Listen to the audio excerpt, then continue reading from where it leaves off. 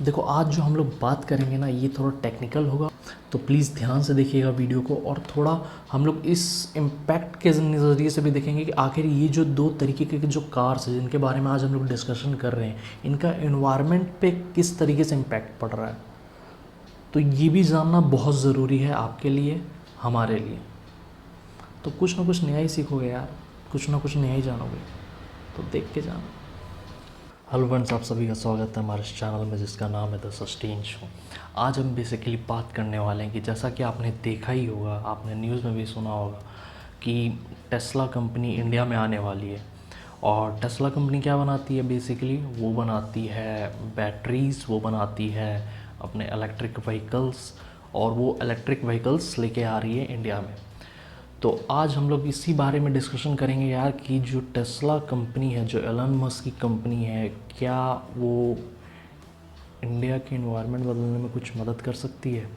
और साथ ही में ये भी जानेंगे, जो हमारा मेन मुद्दा है आज का, जो मेन फोकस रहेगा वो ये रहेगा कि हम लोग इस बात पे भी डिस्कशन करेंगे जो इलेक्ट्रिक व्हीकल्स है और जो फ्यूल बेस्ड व्हीकल्स जो हम लोग अभी डेली दिनचर्या में चला रहे हैं जिस गाड़ियों, उनके बीच का डिफरेंस क्या है और किस तरीके से जो इलेक्ट्रिक व्हीकल्स है वो एनवायरनमेंट के लिए ज़्यादा फ्रेंडली होगा। तो चलो यार स्टार्ट करते हैं।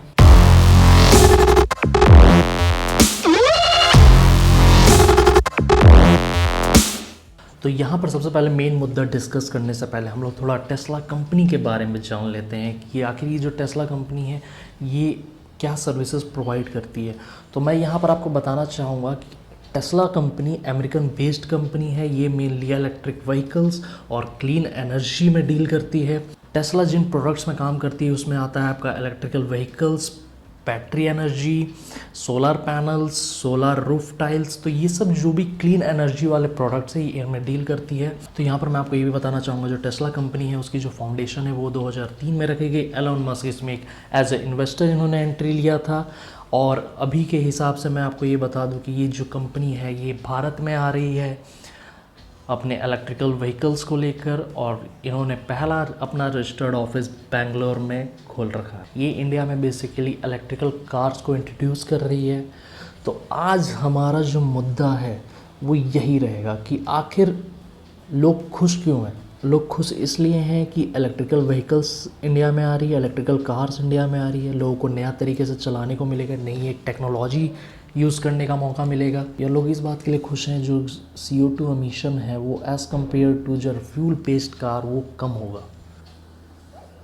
तो यहाँ पर हम लोग अपने मेन मुद्दे पे आते हैं कि आखिर जो इलेक्ट्रिक व्हीकल्स हैं, इलेक्ट्रिक कार्स हैं और जो नॉर्मल फ्यूल बेस्ड कार्स हैं उनके बीच में डिफरेंस क्या है। तो सबसे पहले जो हमारा जो नॉर्मल तरीका है, जो हमारे पास जो अभी कार हमारे घर में अवेलेबल है, जो हमारा जो फ्यूल बेस्ड कार है, हम लोग सबसे पहले उसके बारे में डिस्कस करते हैं। देखो हर एक कोई ना यहाँ पर ना यार की बात करता है पॉल्यूशन पॉल्यूशन पॉल्यूशन। जब भी कार्स की बात आती है कि रोड पे इतने कार है, इतना पॉल्यूशन हो रहा है, ये हो रहा है, फलाना हो रहा है, ढिंकरा हो रहा है।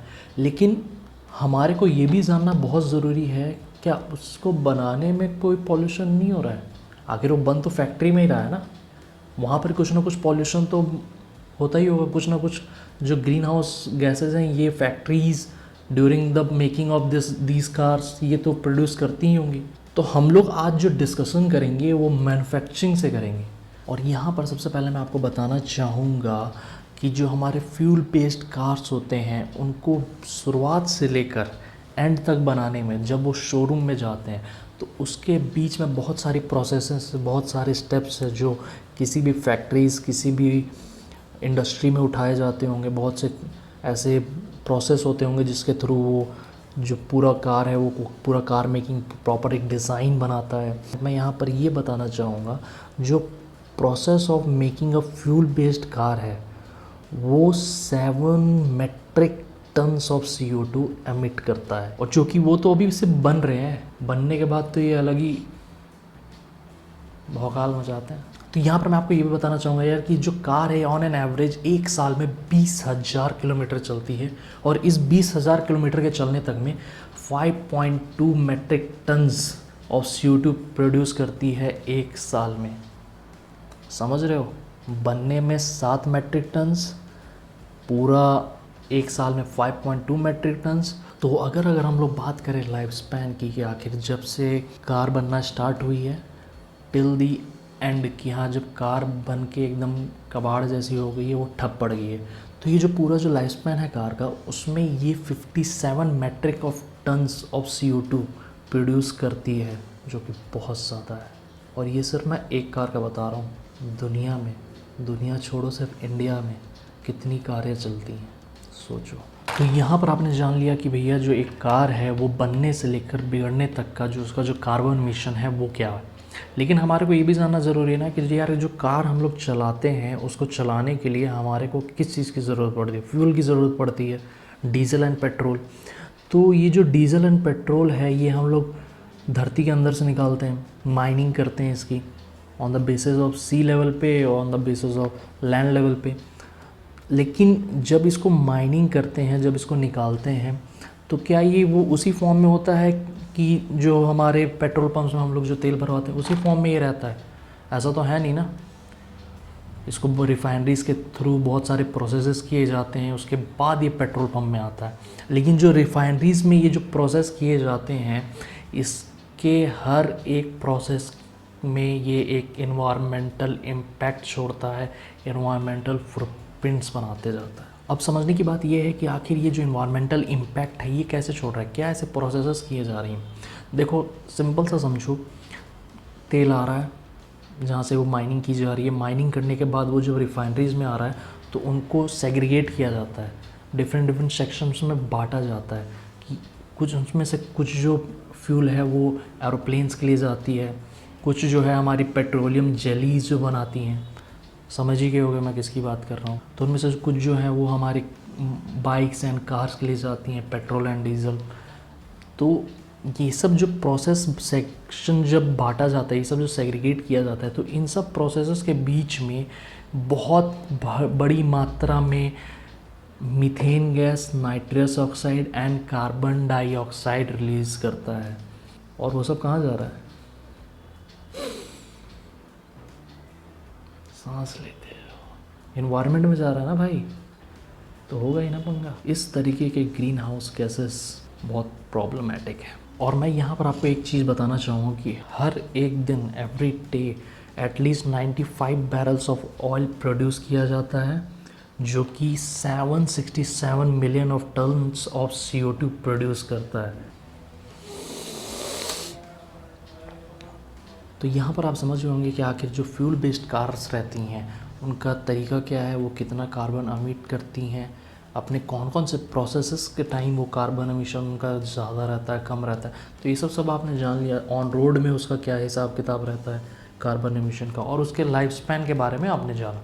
तो इसी तरीके से हम लोग जानेंगे कि जो हमारे EVs हैं, इलेक्ट्रिकल व्हीकल्स जो हैं, इनका क्या सिस्टम है, किस तरीके से इनका प्रोडक्शन होता है, कि कौन कौन से ऐसे प्रोसेसेस में इंक्लूड है जिसमें कार्बन एमिशन ज़्यादा कम होता है, और इनके लाइफ स्पैन के बारे में भी जानेंगे कि आखिर ये प्रॉपर अपने लाइफ स्पैन में कितना कार्बन एमिट करती हैं। तो इससे हमें दोनों को कंपेयर करने में मदद मिलेगी। तो यहाँ पर मैं आपको बताना चाहूँगा कि भाई जब इलेक्ट्रिकल व्हीकल्स है उसको बनाने के लिए हमारे को बैटरीज़ की ज़रूरत है। अब ये जो बैटरीज़ है ये मेनली लिथियम से बनती हैं, और ये जो लिथियम है ये एज अ रॉ फॉर्म में हम लोग माइनिंग करके ज़मीन के अंदर से निकालते हैं। और जब ड्यूरिंग द प्रोसेस, जब हम लोग माइनिंग करते हैं और फिर जब इनको निकाल के एक जगह स्टोर भी करेंगे, तो इस प्रोसेस में बहुत बड़ी मात्रा में ग्रीन हाउस गैसेस का एमिशन होता है, जो कि दिन ब दिन बढ़ेगा। क्योंकि अभी ये जो इंडस्ट्री है यार, ये अभी ये समझो कि पूरे तरीके से बनी नहीं है, इसको अभी टाइम लगेगा पूरे तरीके से इवॉल्व होने में। तो इसके बारे में हमारे को, जब हम लोग ये इलेक्ट्रिक व्हीकल्स निकाल रहे हैं और हम लोग इसको कर सकते हैं, तो इसके लिए हमारे को जल्द से जल्द इवॉल्व करना पड़ेगा, इस इंडस्ट्री को जल्द से जल्द इवॉल्व करना पड़ेगा, ताकि जो छोटे छोटे फैक्टर्स हैं उनका वो जल्द से जल्द सॉल्यूशन निकाल सके। तो यहाँ पर मैं बताना चाहूँगा जो इलेक्ट्रिक कार्स है, जो ऑन एन एवरेज एक मिडिल क्लास फैमिली को सोचकर बनाया जा रहा है, उसकी भी प्रोडक्शन में, उसको भी बनाने में कम से कम 8 to 10 turns of CO2 emission होता है। अगर हम बात करें कि हाँ थोड़ा और हाई लेवल और थोड़ा और हाई क्लासी लग्जरी गाड़ी बना रहे हैं जिसकी पावर ज़्यादा हो, तो उसमें 17 to 18 मेट्रिक्स ऑफ टन का CO2 एमिशन होता है। तो यहाँ पर आप समझ पा रहे हो कि जब हम लोग इलेक्ट्रिकल व्हीकल्स की बात कर रहे हैं तो इलेक्ट्रिकल व्हीकल्स के प्रोडक्शन में ज़्यादा कार्बन एमिशन हो रहा है as compare to fuel based car में। लेकिन जो ही हम लोग बात करें कि आखिर ये जो इलेक्ट्रिकल व्हीकल्स है ये पूरे लाइफ स्पैन में कितना कार्बन एमिट करता है, तो ये बिल्कुल ही हाफ हो जाता है as compare to fuel based car. जहाँ फ्यूल बेस्ड कार में 57 metric tons of CO2 emission था, यहाँ पर वो हो जाता है 27 मेट्रिक टन्स ऑफ CO2। तो यहाँ पर एक क्वेश्चन बनता है कि आखिर ये जो इलेक्ट्रिकल व्हीकल्स हैं इनके प्रोडक्शन में इतना CO2 एमिशन आखिर हो क्यों रहा है, ये जानना बहुत ज़रूरी है। तो मैं यहाँ पर आपको बताना चाहूँगा कि यार देखो, पंगा क्या है ना, लिथियम जिस जगह पे पाया जाता है वो मेनली 3 देशों के बीच में पड़ता है वो area, Chile, Bolivia and Argentina, जिसको हम लोग लिथियम ट्रायंगल भी बोलते हैं। अब जब यहाँ से लिथियम जब निकालते हैं तो लिथियम को प्रिजर्व करने में वहाँ पर जो इंडस्ट्री है जो लिथियम एक्सट्रैक्ट कर रही है ज़मीन के अंदर से, उसको बहुत बड़ी मात्रा में पानी चाहिए होता है, और इतनी बड़ी मात्रा में चाहिए होता है पानी कि जो आसपास के विलेजेस हैं वहाँ पर एग्रीकल्चर के लिए पानी बचता ही नहीं है। अकॉर्डिंग टू सम रिपोर्ट जो 65% ऑफ ग्राउंड वाटर है ना वहाँ का, वो मेनली जो लिथियम माइनिंग इंडस्ट्रीज़ है वही कंज्यूम कर रही है। तो इसके कारण जो नॉर्मल जो वाटर सप्लाई है उस एरिया में वो ठप पड़ रहा है। जो लोग वहाँ पर आसपास के जो गांव है वहाँ पर जो खेती होनी चाहिए वो खेती नहीं हो पा रही है। दूसरा रीज़न, ऐसा नहीं है कि वो जो बैटरी बनती है वो सिर्फ लिथियम से ही बन रही है, लिथियम सिर्फ उसका 6% होता है उस बैटरी का। दूसरा सबसे बड़ा एलिमेंट उसमें जो यूज़ होता है वो कोबाल्ट होता है। कोबाल्ट के केस में भी पंगा यही है कि कोबाल्ट भी ज़मीन के अंदर से एक्सट्रैक्ट होता है। It also need very huge amount of water, उसको भी बहुत बड़े अमाउंट में वाटर चाहिए। और साथ ही में जो कोबाल्ट इंडस्ट्री है, कोबाल्ट माइनिंग की जो इंडस्ट्री है, वहाँ पर बहुत बड़ी तादाद में चाइल्ड लेबर भी होता है, जो कि नहीं होना चाहिए, लेकिन ये हो रहा है। केस तीसरे केस में मैं आपको ये बताना चाहूँ कि भैया हमने बैटरी बना ली, हमने सब कुछ कर लिया, लेकिन इस बैटरी को स्टोरेज करना बहुत, अभी उस लेवल का स्टोरेज सिस्टम हमारे पास नहीं आया है जिस तरीके का आना चाहिए। ये जो बैटरी है ये बहुत जल्दी आग पकड़ लेती है, बहुत जल्दी ये गर्म हो जाती हैं, यूँ कह लो स्टोरेज में ही। तो हमारे पास अभी उस लेवल का स्टोरेज सिस्टम नहीं आया है कि जहाँ पर हम लोग बैटरी भी स्टोर करके रख सके। चौथा पॉइंट जो मुझे लगता है सबसे ज़्यादा, अब पंगा ये है यार कि मान के चलो कि तुम्हारे को अपनी कार जो है, तुम्हारे पास इलेक्ट्रिकल व्हीकल्स है, ठीक है, तुम्हारे को उसको चार्ज करना है, लेकिन जब तुम चार्ज कर रहे हो तो वो चार्ज का सप्लाई कैसे हो रहा है, आपके घर में इलेक्ट्रिसिटी कैसे आ रही है, फॉसिल फ्यूल्स को बर्न करके। फॉसिल फ्यूल को जब बर्न करोगे तो कार्बन एमिशन होगा। तो आखिर जब वहाँ पर भी तो अंडरग्राउंड कुछ ना कुछ वायरिंग दी जाएगी इलेक्ट्रिसिटी की।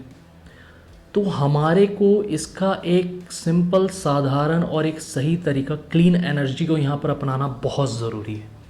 विंड एनर्जी को अपनाए, सोलर एनर्जी को अपनाए, लेकिन इस तरीके से अगर करोगे, इस तरीके से अगर होगा तो ये बहुत अच्छा रहेगा इंडिया के लिए भी और बाकी पूरी दुनिया के लिए भी। यार भैया रहना है ना हमारे को तो यहाँ पर, तो हमारे को इस बारे में भी सोचना पड़ेगा कि हमारा, तभी जाकर हम लोग धीरे धीरे कार्बन एमिशन कम कर पाएंगे। और यहाँ पर अगर बात किया जाए तो कुछ एक्सपर्ट्स के द्वारा ये भी बोला गया है कि 125 मिलियन इलेक्ट्रिक व्हीकल्स रोड पे आ जाएंगे 2030 तक, यानी लोग उसको एक्सेस करना स्टार्ट कर पाएंगे, चलाना स्टार्ट पाएंगे, लोग खरीद के यूज़ कर रहे होंगे। लेकिन पंगा क्या है, जो पावर स्टेशंस हैं, आखिर इसके लिए भी तो चार्जिंग स्टेशंस बनाए जाएंगे, जो कि इंडिया में बहुत बड़ा इसको बोला जा रहा है कि मुद्दा है कि उस टाइप का, उस लेवल का चार्जिंग स्टेशंस बनाना। तो मैं बात उसी की कर रहा हूँ यार कि वो जो चार्जिंग स्टेशंस भी हैं वहाँ पर क्लीन एनर्जी का इस्तेमाल करते हुए अगर सप्लाई हो तो अच्छा होगा यार, मतलब कुछ अलग होगा। और एट द एंड अगर हम लोग कंक्लूजन की बात करें तो यहाँ पर आपको 2 चीज़ों के बारे में पता चल गया कि फ्यूल बेस्ड कार का जो कार्बन एमिशन है वो होता है 57 मेट्रिक टन्स ऑफ CO2, और जबकि अगर बात करें इलेक्ट्रिक व्हीकल्स की तो वो होता है 28 मेट्रिक टन्स ऑफ CO2, जो कि आधा है। तो कहीं ना कहीं इलेक्ट्रिक व्हीकल सही है, इलेक्ट्रिक व्हीकल का इस्तेमाल होना भी चाहिए। इसके लिए इंफ्रास्ट्रक्चर इंडिया को थोड़ा सेटअप करना पड़ेगा, अपना और तरीके से सोचना पड़ेगा। क्लीन एनर्जी का इस्तेमाल करेंगे तो इसका जो चार्जिंग वाला सिस्टम है, जो पोर्ट्स बनाए जाएंगे, जो चार्जिंग स्टेशंस बनाए जाएंगे, वहाँ पर बहुत हद तक हम लोग और कार्बन जो एमिशन है उसको कम करेंगे। और साथ ही में जो प्रोडक्शन के तरीके हैं वो भी आपको मैंने बता दिए, लेकिन उसमें भी आप खुद ही देख रहे होगे कि हाँ, किसी ना किसी छोटे छोटे स्टेप्स के थ्रू जैसे जैसे ये इंडस्ट्री इवॉल्व होगी तो यहाँ पर कुछ स्टेप्स ऐसे उठाए जा सकते हैं जिससे इंडस्ट्री का जो कार्बन एमिशन है वो भी धीरे धीरे कम हो सके। तो इसी के साथ आज की मैं वीडियो समाप्त करता हूँ। आशा करता हूँ आपको मेरी वीडियो पसंद आई हो। अगर वीडियो पसंद आई हो तो चैनल को सब्सक्राइब करिएगा, वीडियो को लाइक करिएगा। और आप क्या सोचते हैं इस मुद्दे के बारे में प्लीज़ कमेंट सेक्शन में लिखना ना भूलें। वीडियो अगर अच्छा लगा हो तो अपने फ्रेंड्स एंड फैमिली के साथ शेयर करें। तब तक के लिए thank you and have a nice day.